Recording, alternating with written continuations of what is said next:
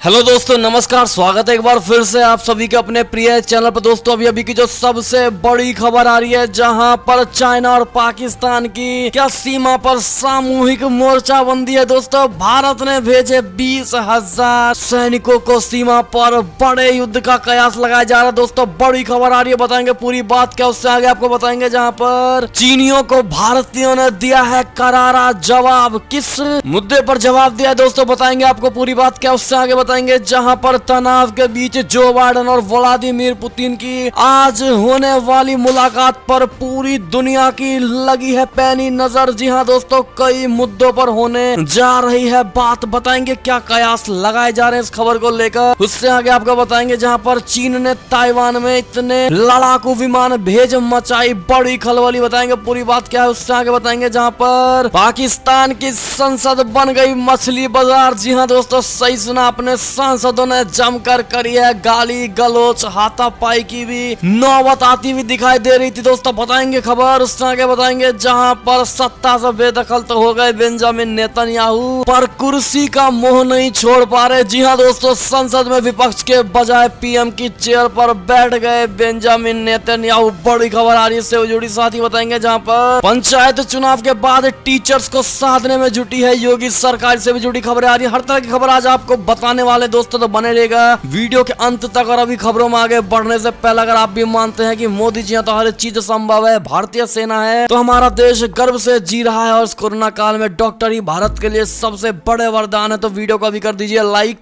Channel को कर दीजिए सब्सक्राइब, बेल आइकन दबाइए, साथ ही कमेंट बॉक्स में लिख दीजिएगा जय हिंद। जी हाँ दोस्तों, तो चलते हैं पहली और सबसे बड़ी खबर की तरफ, जहां आपको बता दें चीन और पाकिस्तान की सीमा पर सामूहिक मोर्चाबंदी। भारत ने 20,000 सैनिकों को सीमा पर भेजा है। जी हां दोस्तों, चीन और पाकिस्तान में पिछले कुछ दिनों से बॉर्डर पर हलचल काफी तेजी से बढ़नी शुरू कर दी गई है। दोस्तों पिछले साल जून महीने में ही गलवान घाटी में भारतीय सैनिकों की चीनी सैनिकों से झड़प हुई थी, जिसमें 20 भारतीय जवान वीरगति को प्राप्त हुए थे और 40 से ज्यादा सैनिकों की मौत हुई थी। लेकिन एक बार फिर से इस साल जून में ही बॉर्डर पर हलचलें तेज हो गई है। दोस्तों रिपोर्ट है कि चीन ने फिर से लाइन ऑफ एक्चुअल कंट्रोल यानी SAC पर सैनिकों और हथियारों की तैनाती बढ़ानी शुरू कर दिया। तो वहीं पाकिस्तान के आर्मी चीफ ने भी अपने सैनिकों को अलर्ट रहने के लिए कहा है। इन सब के बीच भारत ने भी 20,000 सैनिकों को कश्मीर और लद्दाख में भेज दिया है। जी हाँ दोस्तों, बड़ी खबर आ रही है। ऐसे में आप समझ ही पा रहे होंगे, अगर भारत ने 20,000 सैनिकों को, वो भी चाइना के इस हरकतों के बाद भेजा है, तो कितनी बड़ी बात हो सकती है दोस्तों। और फिर से चाइना भारत को लेकर गलत तरीके से ताकत का उपयोग कर रहा है। दोस्तों ऐसे में भारत और चीन दोनों देशों ने वास्तविक नियंत्रण रेखा के पश्चिमी क्षेत्र में बड़े पैमाने पर जवानों का जुटाना शुरू कर दिया है। इसके साथ ही भारत और चीन की सेना LAC के 20 महत्वपूर्ण स्पॉट पर नजर रख रही है। दोस्तों जो करीब 3,488 किलोमीटर तक फैली हुई है। सरहद पर डिसएंगेजमेंट के लिए 11 दौर की कोर कमांडर की बैठकों के बावजूद और खास तौर पर 10 फरवरी को दोनों देशों के बीच हुए लिखित समझौते के बाद भी चीन अपनी सेना को पीछे नहीं ले रहा है, बल्कि रिपोर्ट यह है कि चीन ने LAC पर अपनी सीमा में सैन्य अभ्यास शुरू कर दिया है, जिसमें खतरनाक हथियारों को चीनी सेना ने तैनात किया है। अभी तक सिर्फ पैंगोंग त्सो झील से ही चीन की सेना वापस गई है। डेक्कन हेराल्ड की रिपोर्ट के मुताबिक चीन ने दिपसांग के मैदानी इलाके, गोगरा हाइट्स समेत कुछ और जगहों पर हजारों सैनिकों को लामबंद किया है, ताकि भारतीय पेट्रोलिंग पार्टी को पेट्रोलिंग करने से रोका जाए। ये एरिया काराकोरम से लेकर लद्दाख के दक्षिण पूर्वी हिस्से के चुमार तक फैला हुआ है दोस्तों। और माना यह जा रहा है कि चीन के सैनिक एक बार फिर से भारतीय सैनिकों को पेट्रोलिंग से रोक सकते हैं। जी हाँ दोस्तों, रिपोर्ट के मुताबिक चीन ने अक्साई चीन और भारतीय सीमा के पास करीब 50,000 से 60,000 सैनिकों को भेजा है। चीन की सेना, जिसे PLA कहा जाता है, उसकी 76वीं और 77वीं वेस्टर्न थिएटर कमांड के जवानों को अतिरिक्त तौर पर LAC पर भेजा गया है। इसके साथ ही चीन ने सीमा पर विध्वंसक हथियारों को भी उतारा है। भारत के साथ पहाड़ों पर युद्ध लड़ा जा सके, इसके लिए चीन ने पहाड़ों पर आसानी से संचालित होने वाले टैंक्स को उतारा है। रिपोर्ट्स के मुताबिक चीन ने कई सारे हल्के वजन वाले 38 टन टाइप 15 टैंक को उतार दिया है दोस्तों। इसके साथ ही T-99, T-96B, WZ-551 armed personal career को भी भारतीय सीमा पर भेज भेजा है। इसके साथ ही चीन ने PCL 181 ट्रक हॉविज और PHL 3 मल्टीपल रॉकेट लॉन्चर की भी तैनाती कर दी है दोस्तों सीमा पर। ऐसे में यह बड़ी खबर आ रही है दोस्तों, और कभी भी फिर से चाइना बड़ी हिमाकत कर सकता है भारतीय सेनाओं पर, और ऐसे में फिर एक बार ये युद्ध लंबा चलने वाला है दोस्तों, हर बार की तरह। आपको क्या लगता है, क्या ऐसे में भारतीय सेनाओं को पूरी तरह अलर्ट हो जाना चाहिए दोस्तों? और ये तो चीज पता है कि 20 चीनी सैनिकों पर हमारा एक भारतीय सैनिक पर्याप्त है। क्या लगता है आपको? कमेंट में जय हिंद जरूर लिख दीजिएगा दोस्तों। और इस चाइना के हिमाकत को लेकर, जो कि जून में ही पिछली बार किया था, इस बार फिर जून से शुरू कर रहा है दोस्तों, आपको क्या लगता है? ऐसे में कमेंट में राय अवश्य दीजिएगा। बढ़ते अगली खबर की तरफ, जहां पर सिर्फ भारतीय सैनिक ही चाइना को मात देने वाले, बल्कि हमारी भारतीय जनता भी चीनियों को बड़ा करारा जवाब दे रही है दोस्तों। आपको बता दे 43% भारतीय लोगों ने नहीं खरीदी चीनी सामान। बता दे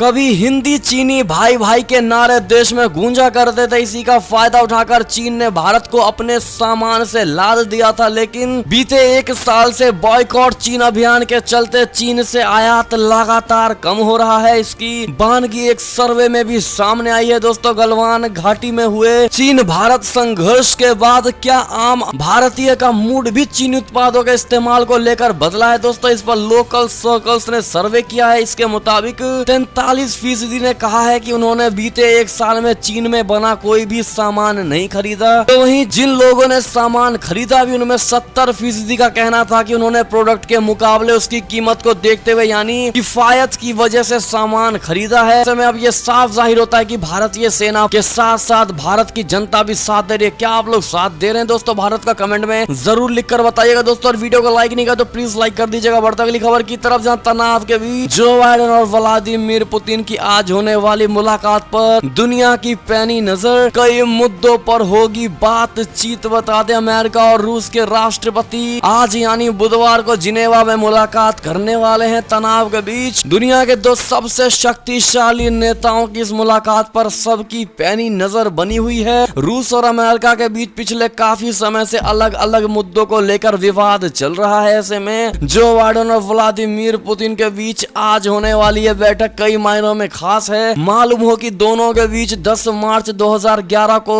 मॉस्को में आखिरी मुलाकात हुई थी। उस वक्त जो बाइडेन अमेरिका के उपराष्ट्रपति थे और पुतिन रूस के प्रधानमंत्री। आज दोनों नेताओं के पद के साथ साथ यूएस और रशिया के रिश्ते भी बदल चुके हैं। जी हाँ दोस्तों, आपको बता दें कि इनके बीच कई सारे मुद्दों पर बातचीत होने वाली है दोस्तों, लेकिन इस विषय में कोई बयान जारी नहीं किया गया है। लेकिन माना यह जा रहा है कि जो बाइडेन साइबर अटैक और अलेक्सी नवलनी मामले पर पुतिन से सवाल कर सकते हैं। गौरतलब है कि रूस पर अमेरिकी राष्ट्रपति चुनाव को प्रभावित करने और अमेरिकी एजेंसियों एवं निजी कंपनियों पर साइबर अटैक करने के आरोप लगते रहे हैं। बढ़ती अगली खबर की तरफ, जहां पर चीन ने ताइवान में 26 लड़ाकू विमान भेज मचाई बड़ी खलबली, जिसके बाद पूरे ताइवान में लोग हो गए अलर्ट मोड पर। जी हाँ दोस्तों, क्योंकि G7 देशों ने देश के क्षेत्र में शांति पर की थी, इसको लेकर चर्चा। बता दे चीन अपने वन कंट्री वन सिस्टम नीति को लेकर ज्यादा मुखबर होता जा रहा है दोस्तों। चीनी एयरफोर्स के करीब 28 एयरक्राफ्ट मंगलवार को ताइवान के एयर डिफेंस आइडेंटिफिकेशन जोन यानी AIDC में घुसाए। ताइवान ने चीन के घुसपैठ का विरोध किया है। ताइवान के रक्षा मंत्रालय ने दावा किया है कि चीन ने मंगलवार को स्वशासित द्वीप ताइवान की तरफ 28 लड़ाकू विमान भेजे हैं। मंत्रालय की तरफ से कहा गया है कि पिछले साल से बीजिंग के लड़ाकू विमान लगभग रोजाना ताइवान की तरफ उड़ान भर रहे और मंगलवार को अब तक सबसे अधिक संख्या में एक ही दिन में ऐसे विमानों ने